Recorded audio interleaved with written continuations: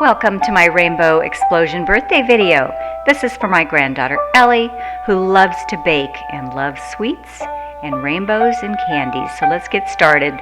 First, gather up all your supplies. I'm doing it really easily with a Pillsbury ready-made cake mix and ready-made frostings. I purchased some Wilton pans to make it easy to layer this rainbow cake. It has 5 small pans. I've got my turntable, the cake plate, bowls for mixing. I ordered some rainbow sprinkles, and I've got cups to make the holes, and food coloring, and various spatulas, tips for some decorating. Preheat the oven, and then we'll get started on the cake mix. Pretty simple, just follow the directions. I don't even have a cake mixer, so I used my Cuisinart hand blender and my little handy egg yolk separator.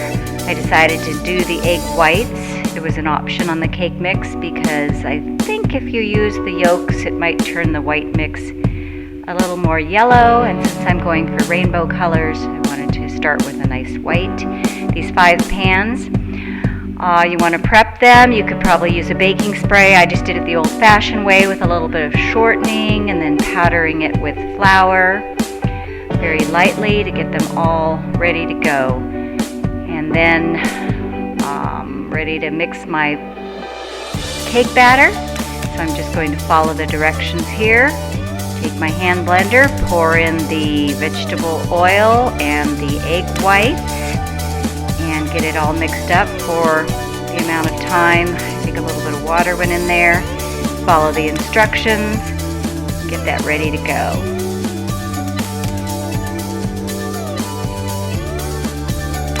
Now we're just going to pour it equally into 5 different bowls. You can measure it out, but I just eyed it. Pretty easy to do, and you want to get them ready to paint to color with your 5 rainbow colors. So take out your food coloring and add as many drops as you need to get it to the colors that you like.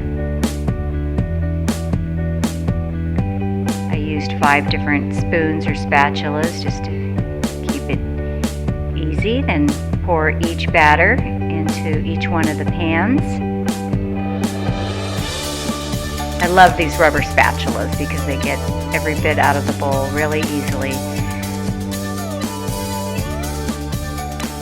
After baking them, using the toothpick test, get them out and loosely check the edges to make sure they're not stuck. And these pans were great. They popped right out very easily. So I've got my 5 cakes.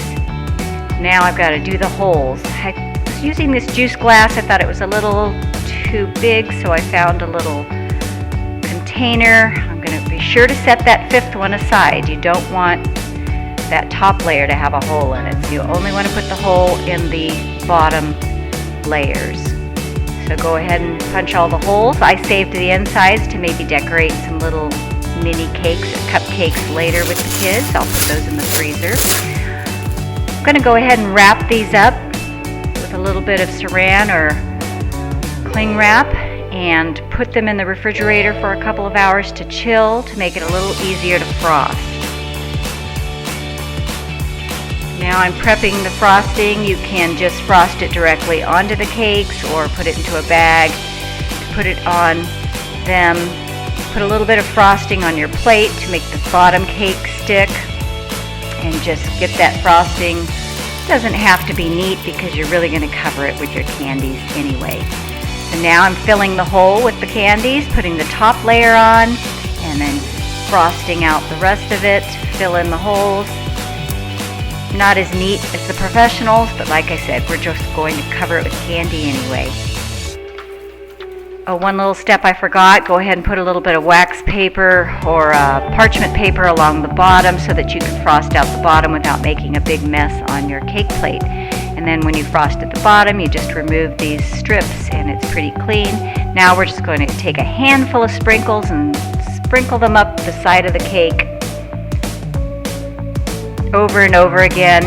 You could put your cake inside a rimmed baking sheet to gather up all the sprinkles, I had nice clean counters. I just went with that and just keep repeating. I decided to do some colorful frosting and flowers along the top, which actually I wasn't happy with the way that turned out. I didn't like the pastel colors against the brightly colored candies.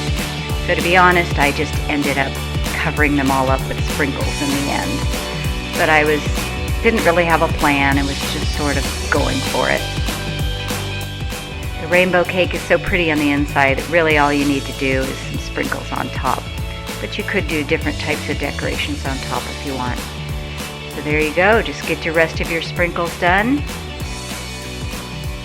Keep adding them.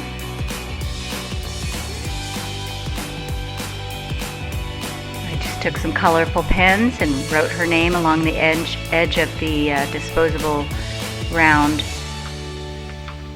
white cake plate. And there you go. Happy 9th birthday, Ellie. Happy birthday to you. Happy birthday to you. Happy birthday, dear Ellie. Happy birthday to you. I already cut it. It's rainbow inside. And then you cut over here for a second.